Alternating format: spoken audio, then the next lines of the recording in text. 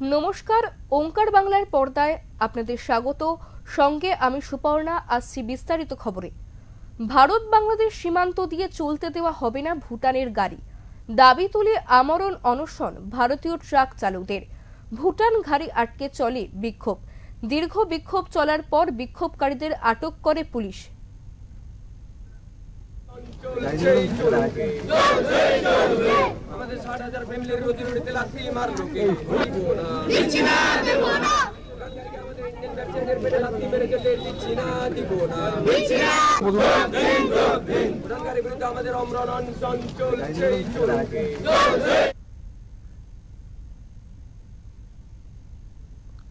শিলিগুড়ির ফুলবাড়ির ভারত বাংলাদেশ সীমান্ত দিয়ে চলতে দেওয়া হবে না ভুটানের গাড়ি। ভুটানের গাড়ি সব সামগ্রী ফুলবাড়ি সীমান্তে নামিয়ে দেবে, তারপর সেখান থেকে ভারতীয় ট্রাক ওই সামগ্রী বাংলাদেশে নিয়ে যাবে। মূলত এই দুটি দাবি তুলে সীমান্ত বন্ধ করে দিয়ে আমরণ অনশনে ও বিক্ষোভে সামিল হয় ভারতীয় ট্রাক মালিক ও ট্রাক চালকেরা। সোমবার সকালে Phulbari 2 border local truck owners welfare association, Phulbari exports association, Phulbari drivers association এবং ফুলবাড়ি C&F অ্যাসোসিয়েশন, এই 4টি সংগঠন একত্রিত হয়ে সীমান্ত বন্ধ করে রীতিমতো ভুটানের ট্রাকের সামনে বসে পড়ে বিক্ষোভ দেখায়। এই প্রসঙ্গে একজন ট্রাক মালিক কি বলেছেন শুনে নেব। সকল ট্রাক মালিক দলে দলে যোগ বিরুদ্ধে আমাদের সকল ট্রাক মালিক গাড়িকে ইন্ডিয়ান ব্যবসায়ীদের লাথি মেরে যেতে দিচ্ছি না, দিব না, বিরুদ্ধে আমাদের সকল ট্রাক মালিক দলে দলে যোগ দিন।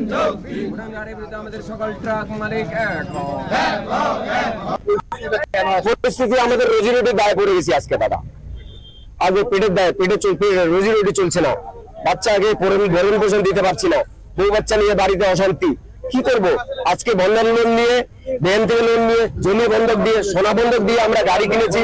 একটা গাড়ি 10 লাখ টাকা দিয়ে কিনতে আজকে আমাদের সেই গাড়ি কিস্কারাপে বেচতে হচ্ছে। 2.5 লাখ টাকা গাড়ি বেচে আমাদের সংসার চালাতে হচ্ছে। আমাদের যদি সম্পত্তি বেচে সংসার চালাতে কতদিন চালাবো? কি চাচ্ছেন? আমরা চাচ্ছি যেন আমাদের উপর নেতৃত্ব মমতা ব্যানার্জির কাছে আমরা যেন আমাদের অর্থাৎ তাড়াতাড়ি রোগ সুরা হয়, নাহলে আমরা আমাদের বউ বাচ্চা নিয়ে আমরা রাস্তায় মরবো। যা হবে এখানে রাস্তায় হবে, আমরা আমাদের বউ বাচ্চাকে নিয়ে রাস্তাতে সরতে রাজি নই যতক্ষণ পর্যন্ত। এদিন ট্রাক চালক ও মালিকদের পাশাপাশি তাদের পরিবারের সদস্যরাও রাস্তায় বসে বিক্ষোভে নামে। একই সাথে টানা 9 দিন ধরে চলছে এই আমরণ অনশন কর্মসূচি। তাদের দাবি মানা না হলে এই অনশন ও বিক্ষোভ চালিয়ে যাওয়ার হুঁশিয়ারি দিয়েছেন তারা। একজন ট্রাক চালকের পরিবারের সদস্য কি জানিয়েছেন শুনে নেব।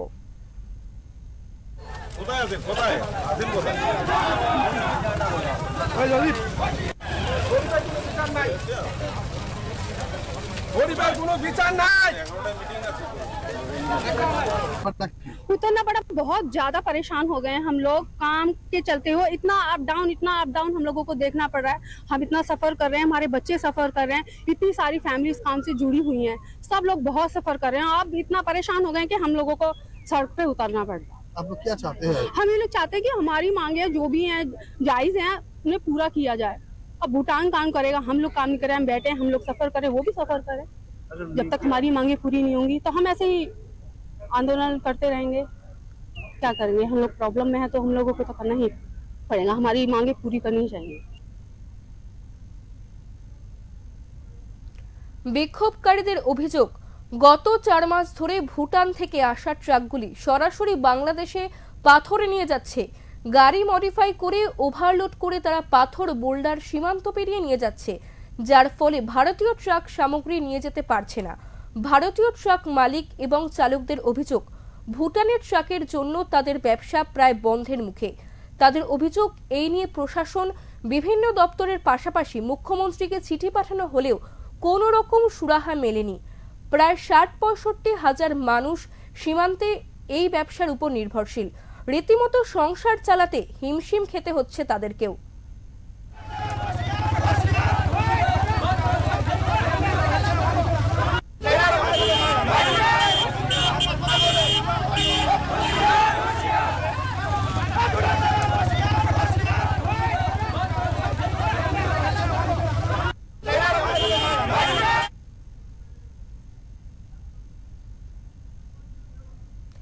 এই বিষয়ে সবিস্তারে শুনে নেব আমাদের প্রতিনিধি অরূপ পোদ্দারের থেকে।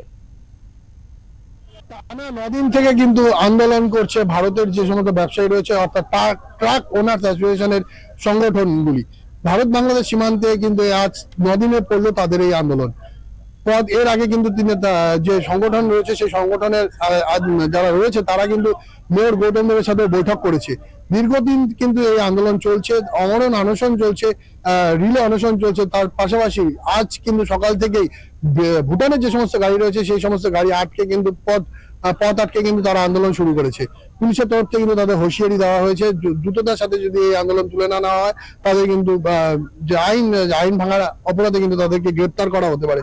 তারা কিন্তু গ্রেপ্তার হতেও রাজি রয়েছে। কিন্তু যে দীর্ঘদিন থেকেই তাদের যে সামগ্রী অর্থাৎ পাথর যে বাংলাদেশে যাচ্ছে না সেই নিয়ে যে আন্দোলন চলছে, সেই আন্দোলন কিন্তু তারা এইভাবেই তারা চালিয়ে যেতে চায়। তাদের একটাই উদ্দেশ্য, যাতে তাদের যে পাথর রয়েছে সেই পাথর যাতে বাংলাদেশ নেয়। শুধুমাত্র ভুটানের পাথর দিয়েই কিন্তু তারা এই মুহূর্তে কিন্তু বাংলাদেশে ভুটানের পাথরই যাচ্ছে, যার কারণে কিন্তু ব্যাপক ক্ষতির মুখে পড়তে হচ্ছে ভারতীয় ব্যবসায়ীদের। এই ব্যবসায়ীদের যাতে ক্ষতির মুখে না পড়তে হয় এবং নতুন করে যাতে নিয়ম তৈরি করা হয়, যাতে ভারতের যে পাথর রয়েছে সেই পাথরও যাতে বাংলাদেশে যায়, সেই নিয়ে কিন্তু আন্দোলন চলছে এই মুহূর্তে ভারত বাংলাদেশ সীমান্ত ফুলবাড়িতে।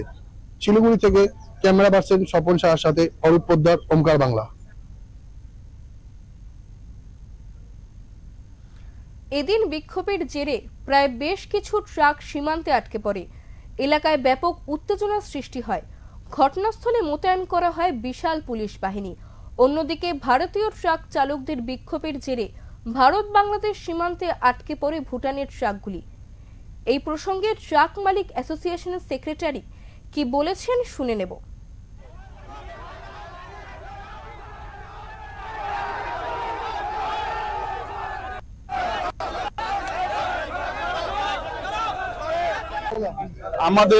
আমরা এখানে গত সোমবার থেকে আমরা এখানে অনশন মঞ্চে বসেছিলাম এবং মঙ্গলবারে আমরা ভুটান গাড়ি আটকে দিয়েছিলাম। তারপরে আমাদের শিলিগুড়ি মেয়র গৌতম দেব উনি ওনার বাড়িতে ডাকেন, ডাকে আমরা 5 জনের একটা টিম যাই, ওনার সাথে কথা বলি। উনি সঙ্গে সঙ্গে আমাদের সামনে ডিএম ম্যাডামকে ফোন করেন। ফোন করে উনি ডিএম ম্যাডামের সাথে আমাদের সাথে বসার একটা অ্যারেঞ্জমেন্ট করে দেন। আমরা পরবর্তী মঙ্গলবার বা বুধবারে আমরা ডিএম ম্যাডামের কাছে বসে আমরা আমাদের সমস্যার কথাগুলো বলি। উনি আশ্বাস দেন যে 2-3 দিনের মধ্যে আমাদের সমস্যার সমাধান করে দিবেন। কিন্তু আজকে নিয়ে 8 দিন হলো আমরা আমাদের কোনো সমস্যার সমাধান আমরা পাইনি। তাই আমরা বাধ্য হয়ে রাস্তায় নেমে বউ বাচ্চাকে নিয়ে আমরা রাস্তায় বসে ভুটান গাড়ি আবার বন্ধ করে দিয়েছি। পুলিশ প্রশাসন এসছে, পুলিশ প্রশাসন বলছেন যে ল অ্যান্ড অর্ডার আছে, তোমরা রাস্তাটাকে ছেড়ে দাও, নাহলে আমরা তোমাদের অ্যারেস্ট করতে বাধ্য হবো। আমরা আমাদের মতামত দিয়ে দিলাম যে হয় আমাদের বুকের উপর দিয়ে ভুটান গাড়ি বাংলাদেশে যাবে, আর না হয় আমাদেরকে ধরে নিয়ে আমরা।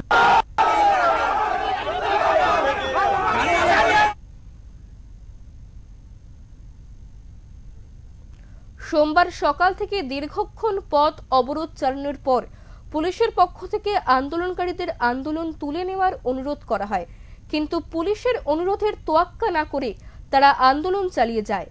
ফুলবাড়ি C&F অ্যাসোসিয়েশনের সদস্য কি বলেছেন জেনে নেব। এভাবে যদি প্রত্যেকটা দল থেকে যদি মহিলাদের আর কি পুলিশ গ্রেফতার করে তাহলে তো মুশকিলে পড়ে যাব আমরা। কারণ ঋণ পরিশোধ না করতে পারলে তো তারা ব্যবস্থা নিবেই।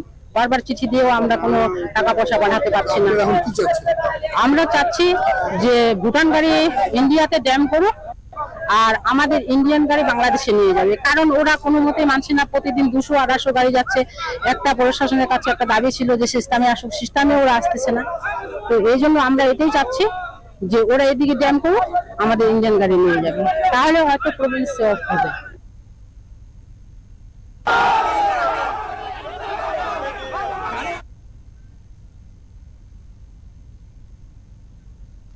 পুলিশ আন্দোলনকারীদের একের পর এক আটক করে এনজিপি থানা নিয়ে যায়। পরবর্তীতে পুলিশের সহযোগিতায় ভুটানের পাথর বোঝাই গাড়ি একে একে গাড়ি বর্ডারের উদ্দেশ্যে রওনা হয়।